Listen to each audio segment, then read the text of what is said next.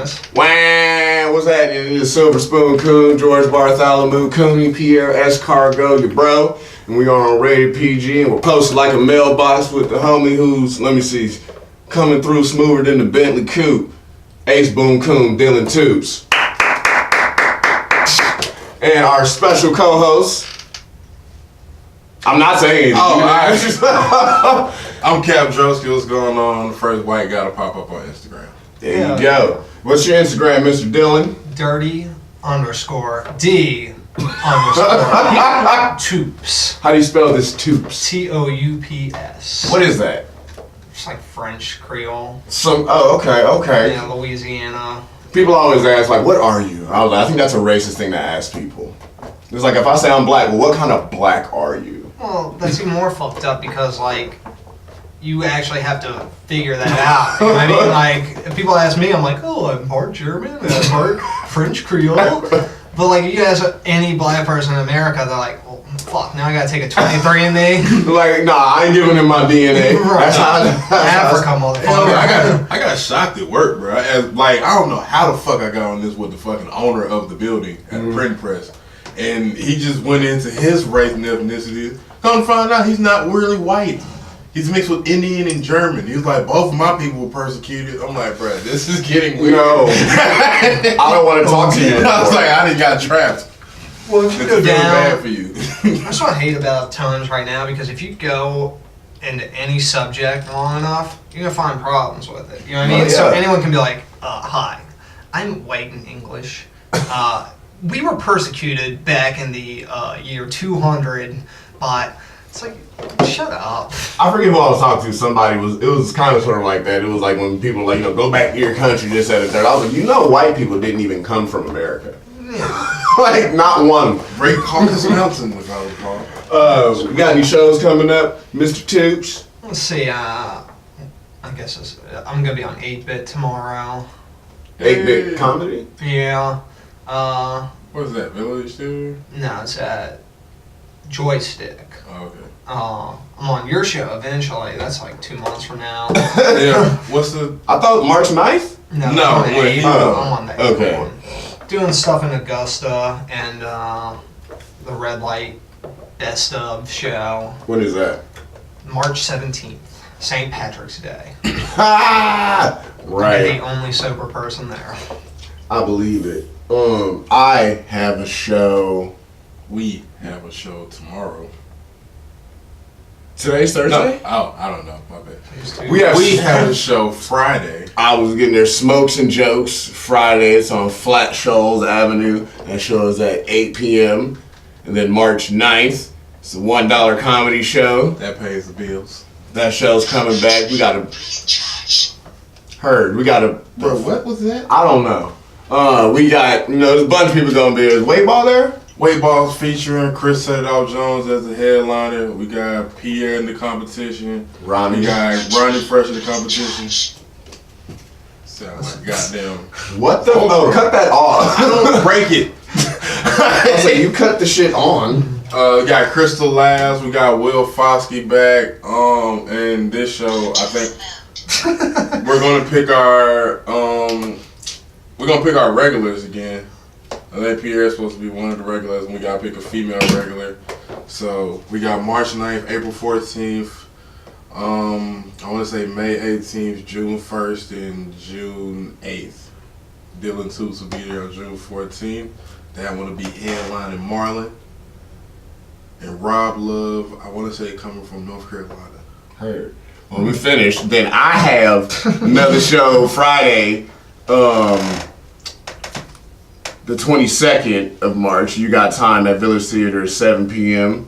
Before that, March 18th, Hole in the Wall 5-year anniversary show at 10 p.m. with Nico Smith as the host. Pretty sure that's about all the fuck I got going on right now. Oh, and this week the $1 comedy show's website is supposed to come out. Hell yeah. Let me ask you this here, Dylan. What got you started in comedy? Or did you get started in comedy? Or you were just... Well, no, some people like... You started comedy? I'm looking at starting. I've been doing doing it for a while, but I haven't started it. What's funny was, like, as a teenager, I always wanted to be a comedian. I was voted funniest in my high school, all that shit. And I just didn't think it was a career. So I went to college I wanted to write movies and TV, but they didn't have a movie screenwriting program, so I had to do the playwriting program. And I don't like plays, so I did a lot of drugs and dropped out. And Naturally. yeah, I had a bunch of personal and criminal things going on in Louisiana. And I'll guess that by your jacket. yeah, it's not. You can see it in my eyes. Jean jacket looks sinister, guys. It is. But what happened was I had a car in Louisiana, and we had a hurricane. It flooded, so I got a bunch of money, and I was like, I'm gonna run from all my problems. You know what? That's what I'm gonna do. Right. Super rational. I moved to New York, and I was like, I'm going to start stand-up comedy there. I'm going to get off drugs. I'm going to start stand-up comedy. But then, like, day one, I met a heroin dealer. I met all this shit. It's day one. Didn't even do comedy yet. No. I mean, it took me months before I started the comedy. I was 20, 21, yeah, so I wasn't thinking straight. But I tell people I used to go to this show out in Brooklyn, and the host was so fucking good, man. I was like, man, I suck. I haven't gotten a laugh on stage, and this host is so much better than me, and he's going nowhere. And so I was like, what's this doing for me? well, I was like, man, fuck comedy. The host was Hannibal. Hannibal Buress? Yeah. You can't compare yourself to Hannibal Buress. But that was before he blew up. But still. He was just He was host like, of the yeah, show, dude. His name's Hannibal. He can't go anywhere. This was like 2010, and then like Bruh. 2 years later, Oh shit, that's hilarious. he's on top of the fucking world. And I was like, oh, well. I'm a firm believer of you meet people for a reason, and like you get some of their little chakra, their little energies from you. You got that Hannibal Buress energy. It's a little whiter, but I meet people and it discourages me. When I saw Chappelle live, I was like, I'm just gonna quit. you know, I had a moment like that. It wasn't even, well, he's not even super famous. You know Remo Rod? It was at the Kill and Be Cool show. I just left Village Theater, fucking ripped that show in the ass. Everybody was like, oh my God, you're so fucking AG, man. All that shit. I felt so great about my life. And Kap was like, yo, you want to go to Kill and Be Cool show? I wasn't performing. I was like, yeah, let's go check it out. When I tell you Remo Rod went out, I can't even put into words what he did. Dude, I saw it. That was the best Kill and Be Cool I'd ever seen. I mean, Like- that was so solid. Him with that trombone, that boom, Yeah. right, that fucked me up. When he got off stage, I said, you know, I really thought I was funny. I really thought I was good at this. And then that happened. Well, you watch it. I remember watching that night. I was like, I always had this feeling, you know, like Clayton was up, and it wasn't hitting for the first minute. And I was like, all right, you know, maybe I can do. And then it just started fucking. I'm like, oh, I suck. You know, I could never I felt do this that way shit. when I saw Clayton do the Chipotle shit on like the 7th time. Oh, And I was like, it was still just as funny to me. Yes! And I'm like, I just went and got a fucking salad with my girl, and they got to the meat. I'm like, don't you shake my Don't shake my Don't you meat. shake my fucking meat. Dude just looked at me and started giggling and had no idea. well, what I learned from watching like those bits over and over again is like you watch some people and the bit never changes. You know, Oh, they do yeah. it 20 times, same order, same exact words. Every time he does something, He it changes will the be shit out so of it. changed around. It will have different punchlines, different words, different this, and it's always exciting to hear. But then by the end of it, it's got everything perfect. And I've started doing that Just to an like that extent. Chipotle bowl. Yeah. Perfect. 7 Oh, black yeah. beans. Start over. Killer. But that's what got you, like, but after all the heroin and stuff. Well, so I used to. So I was. I mean, can we just call it Oxycontin? Can we make it sound? I more did that, politically too. can we call it, wait, is it boy? Boy, they called it dog food. Yeah, I've heard of that. No, I know what dog food is. I ain't heard no boy. Yeah, somebody Well, actually said, because you want the Coke- boy? I said, Coke yeah, I ain't is gay. the Nah, girl. that's a body boy. They call Coke white girl and they call heroin boy. Nah, that's all that dog food. Y'all Those two shouldn't have even fun with the boy. They said, I said, why you call it boys? That's what you say. You just, boy. That's the last thing you hear.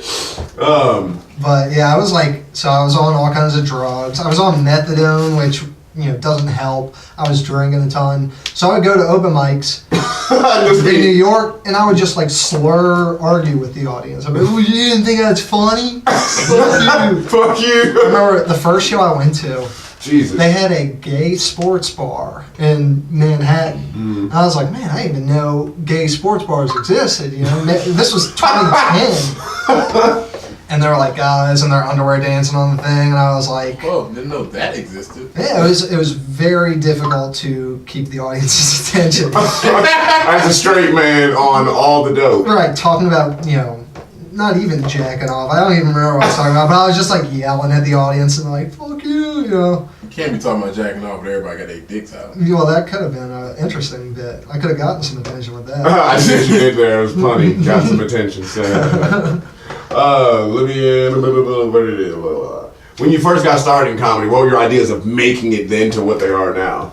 So I never wanted to like really perform comedy. I always like to write. I've written like a million scripts. I always wanted to write for TV just because I don't like myself.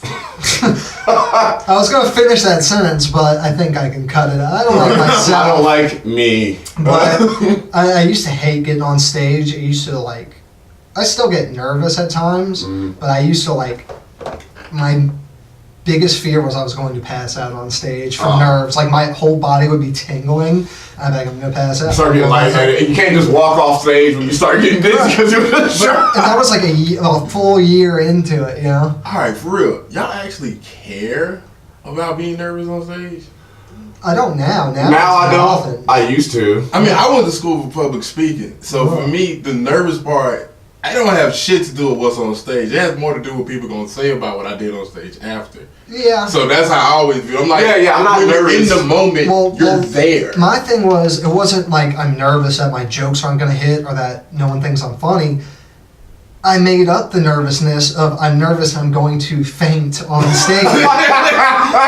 Or, this is another one I have, and it happens to me at the Skull. I get nervous that my mouth is going to get so dry that I'm not going to be able to talk. As if that's like ever happened to anyone, you know? And but then those fears make me nervous, and I'm nervous about The fear. Yeah, so it's like a circle.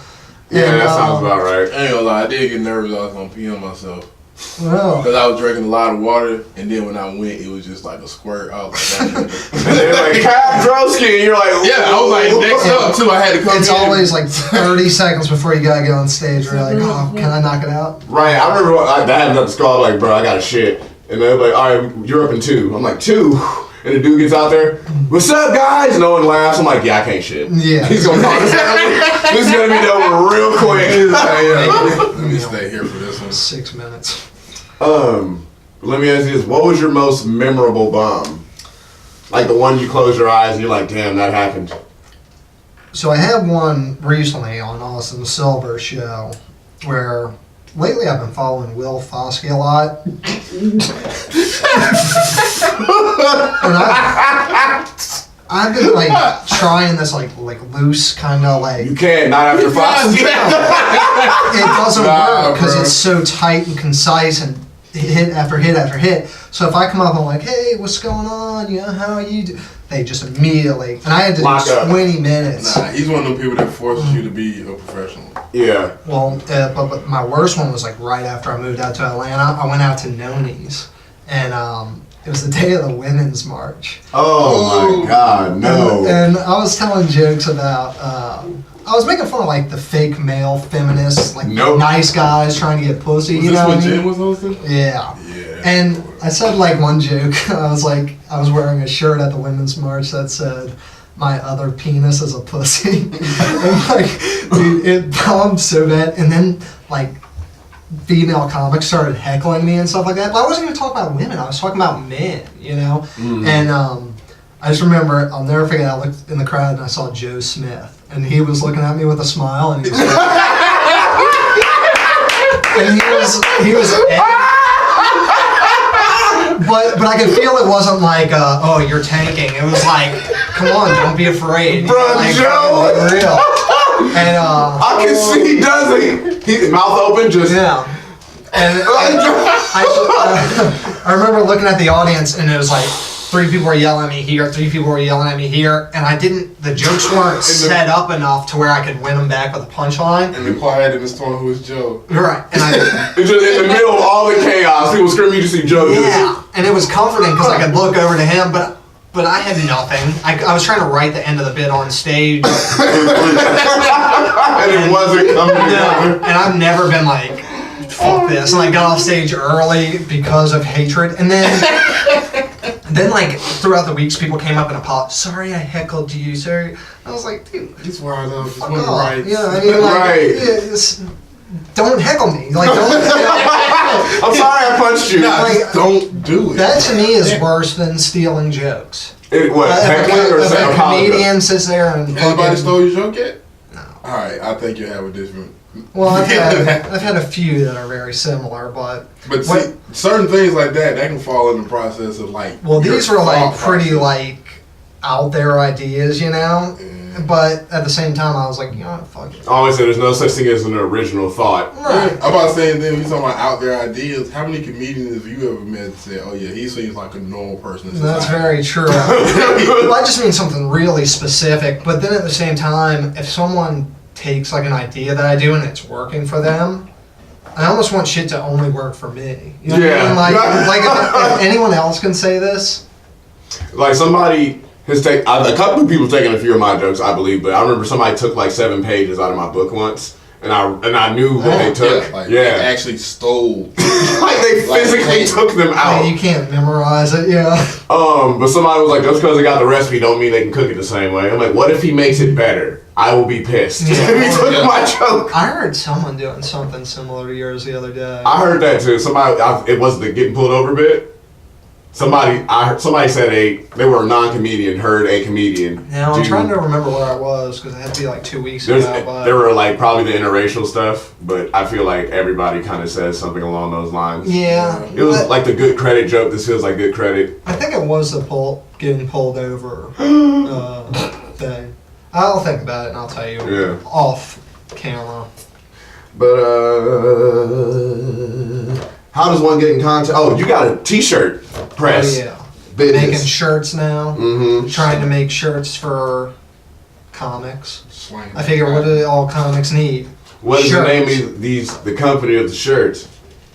I don't know. Just hit me up. You know what I mean? Like I I'll wanted learn you to about say these T's. D's. Well, we were talking earlier.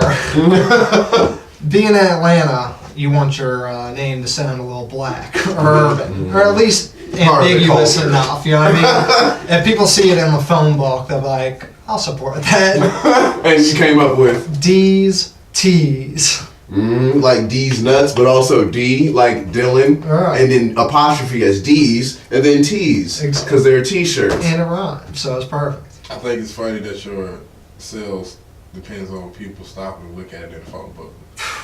Do people? Yeah, I have gotta figure it phone out. books? Yeah, I didn't realize that. I'm like, not even do they have them. All right, Do we pick them Instagram. up off the front porch now? Instagram, yes. Grandma got a phone book outside. When they see it on Holy Instagram, shit. you're not gonna see a picture of my face. You're just gonna see some. Or see dirty D tubes, just somebody just laying face down. Yeah. When are you doing another Best Bud show? Probably April, because they didn't have any dates for March. But that was so much fun. Y'all It fucking was. killed it, dude. That shit was That felt weird. it was so loose. It was like I felt bad for the audience for a second because everything was so crazy. People were walking out in the crowd, yelling at people and shit. But that's what Relapse is all about. Yeah. It was like, dude, just having fun. And that was my making first time art. doing improv. I was hella nervous. Well, I wouldn't even consider it improv. You know what I mean? That's the whole goal of it was. Well, the whole goal is we can be funny right here. Yeah. Why can't we do that on stage? You know what I mean? I have a hard time doing it by myself, but when I'm with someone else, it's so much easier for me to be natural and just be like regular. Yeah. As opposed to like trying to be on stage and being like. I will say it Observation? was fun for me. I kind of want to do it all the time. Just come up like Piere Escargot and then bring Kap out too, and then don't say anything. Like we'll just talk like that. Like in the middle. I feel like we could do that. Like, honestly. And like the people The who Lucas really brothers got do it, y'all really got it. The whole idea of, hey, we're just being ourselves. We're gonna coming up with a stand-up set on the spot. Fuck Yeah, you for calling me a burn victim on camera. I didn't even realize that we did good until it was over. That's why I'm like, all right, because it just felt like we were just doing shit that we normally do, Well, and then trying so to Some other include stuff. other people. Right. I got a funny behind the scenes story. So remember, everyone was coming out from opposite sides of the stage. Yeah. I was on one side and Jace was on the other, and we were trying to like, I'd be like, hey, send one of them over here. You know, let me have Patrick, you get Spencer, whatever. And right before y'all went up, I was like, hey, who's coming on my side? And he goes, I got Kap, I think. But he sent it to the group text with everyone in it. I remember that. You're right. Yeah, I vaguely remember. so- I didn't know what the hell y'all was talking Well, about. we were driving home, and he was like, do you think that they think I'm racist and I don't know the difference between Kap and Piere? You're thinking way too deep, Like, bro. no, you're fine, dude. Like, But now that you said it, yes. Yeah. Like, Yeah. 100%. I was like, I want to move out, you racist. Oh man, my fiance said some shit the other day. Like you were talking about like that 23andMe getting your ancestry or whatever, and she was like, I hate that I'm half white. And I was like, why? She said, because I'm afraid to do that 23andMe ancestry shit. What if I found out one of my relatives was like a slave owner? I have to kill myself. I was like, no. Dude, that's the problem with America right now, is that all the shit that's going on in America is because of these like 18-year-old white girls that feel so guilty for being white that they overcompensate, but then make shit worse. Yeah. Like I go at, okay. I say Trump's the problem. I mean, it's definitely somewhat of a problem, but you got problems on both ends, Yeah. and both ends don't see that they're To a me, problem. the problem is that they both have. Well, I'm not saying they like ain't part of them, but it's like it's the same problem on both sides. It's knowledge. We don't really have a clear understanding of what the fuck is going on. Right. And at the same time, white people don't have a clear understanding of what the fuck y'all did. But they also don't know which lane to be in right now, But and the that's same- what stresses me out. But I've never heard about German people having to explain to the rest of the Germans, hey, I know y'all remember the concentration camps.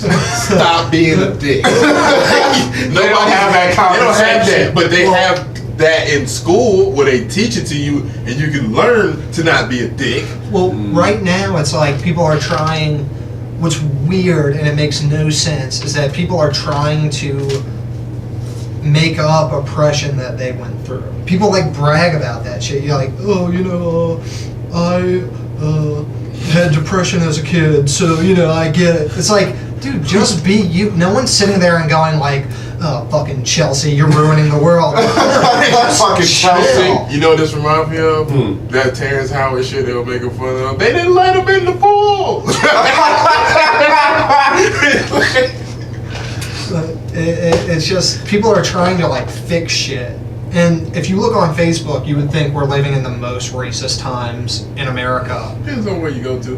But it's only gotten better over the past 100 years. Maine is still 99% white. I agree. That's what I'm saying. But everywhere else, besides there, they're pretty much surrounded by black people. Because to be honest with you, like people from Mississippi scare the shit out of me. Oh, Yeah, Because too. I've lived there for 3 years, and it's not that physically intimidating. It's not that the mindset that they have is a one track to accomplish a goal. It's that the mentality of thinking of one person higher than the other is concrete in whoever they are, no matter the race. And And kids it's and hard to hear somebody explain to you why I'm bad and you're bad, but they're better and we can be like. Why we can't be like us? Yeah. Right. Like what's wrong I with remember us? I drove through Mississippi like 2 years ago, and I felt like I should run. Like, there are still parts of Mississippi that have no cell phone connection going to major colleges.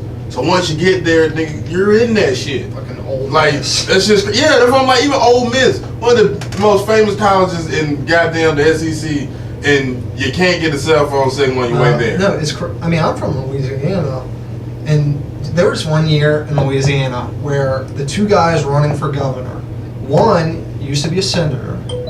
He got arrested and sent to prison for, you know, like doing all kinds of scandalous stuff. And he was running against David Duke. So we got to choose between a known felon And David Duke. and David Duke. And luckily someone else decided to run it. But Oh, thank David God. Duke got like 20% of the votes. You know what I mean? I It was believe like, it. easily. Like, in that old white lady, when I was there in Mississippi, she said something, she's like, you know what, you're not like them other bad niggers. She was like 70, decrepit. I just looked at her, she was like, I'm from Mississippi, I can say that. But what I'm, actually, you what can. I'm talking about, You keep the buck. Cause they won't kill you for that word. Right, They'll kill you by calling you a I said, nigger. bro, white people that are racist aren't even creative. They're just calling you names that they used to call you 100. they're not like bright people to begin with. You know, they're not sitting at home brainstorming on, hey, that'd be a good name. I was saying, look, I'm a nigga. You's a nigga. I recognize nigga. Dillon, you one of my niggas. Not like that though. But I know one thing. I'm not gonna die for the fact to call Dillon a nigga. I'm not even. Not even somebody say, hey, you wanna keep calling him a nigga? It's time. Is your time? No, nigga. Well, that's what's crazy is that with all the shit going on in the 60s, like Dr. King, Malcolm X, even like Gandhi and shit before that, those guys had something they were willing to die for. Right. What do you see of that today? I don't think most people would die for what they believe in. You know what I mean? You I go, would die for what I believe in, but I refuse to die to impress Somebody else. right. That's why I was like, nah. I believe that everybody should be created equal. I would give my life for the people in my house no more different than I would give my life for the person who didn't have an opportunity. Right. But as far as me dying because all black people said that this Gucci shit is racist, No. I'd be damned. That's why I was like, bro, And that's what? why every like protest nowadays is over. Like, remember when they protested Ludacris on Fox News?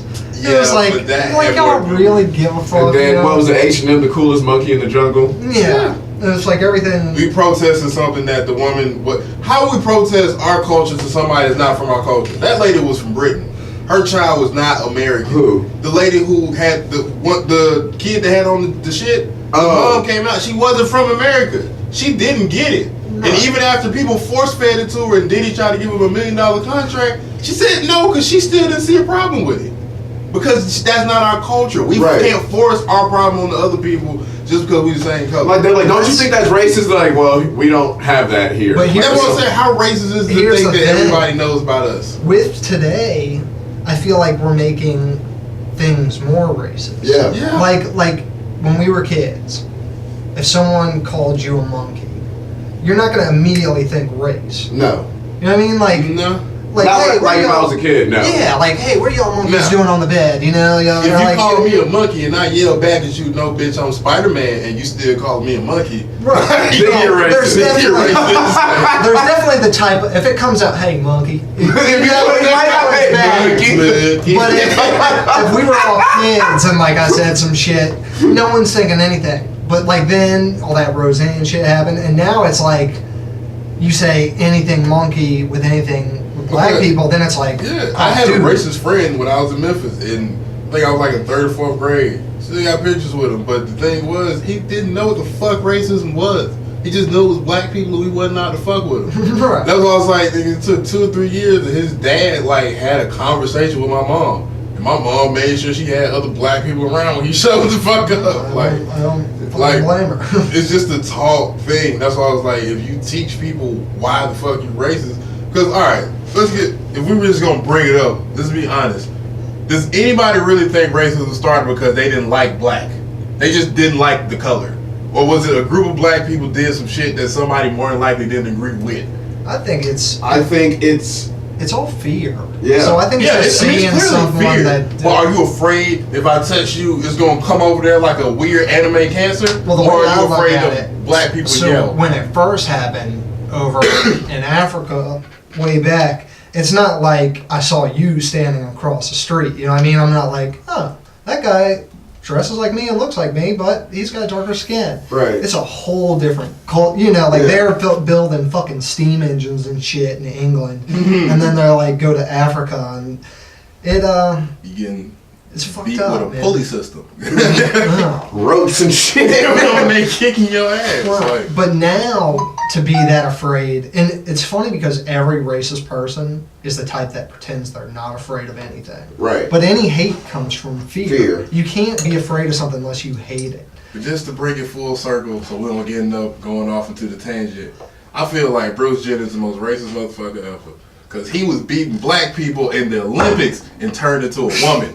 You were white hope personified. You was on the Wheatie box. And he took it away. Mm-hmm. I feel like he was the best thing that white people had. He was beating black people. in Imagine black Muhammad sports. Ali just getting a sex change. That's what I'm saying. What? You stood for us when you get breast. Kobe Bryant just like was like, I'm cutting my dick off. No! That depends. You talking about like wonder. right after?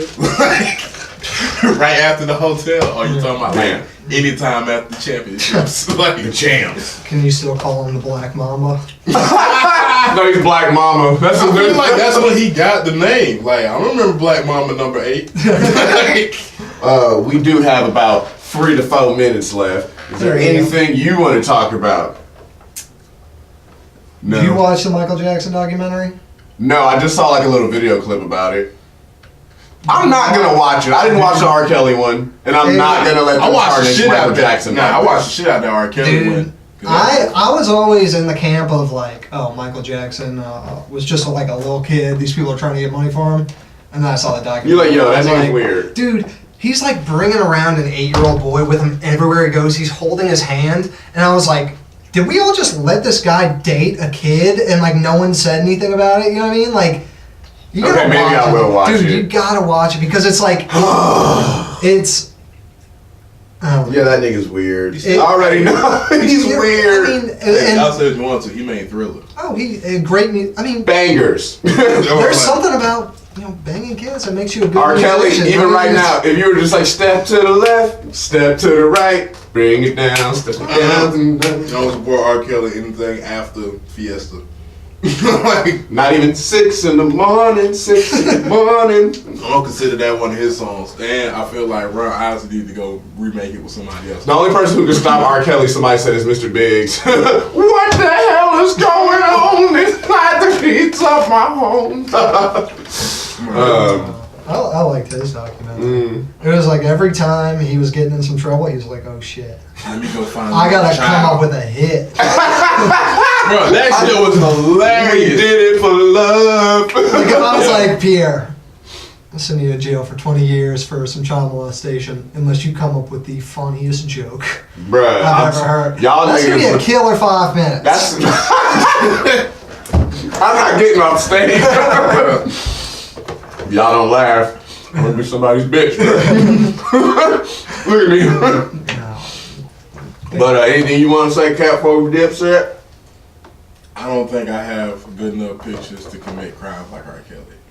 Because those pictures in that documentary were immaculate, nigga. I'm talking about bald head, braids, every fucking time. Zorro mask. Dude, every time the commercial come up, it would just be like a cool ass picture. R. Kelly, child molester. You see the cake? Well, that's why the chick bailed out of jail. She's got pictures like that all over her walls. Shit. I do a petty crime. I'm like, hey, dude. All that picture of me in a onesie on Facebook. I don't want that to be in my obituary. It'd be a picture of you dressing as Trump. Oh. Then the white cap comes up and you joke, Cap Drosky has been arrested in his white face. You'd be lucky. They'd be like, we're just going to give you 2 years of community service. But folks, Probation. I gotta do a picture where I get slammed on the. we're about out of time here, guys. So thank you guys for tuning in on us on Rated PG. I'll be black if that's all white with you. Adios, Dillon Toups, the broski, Cap Drosky. Gang gang.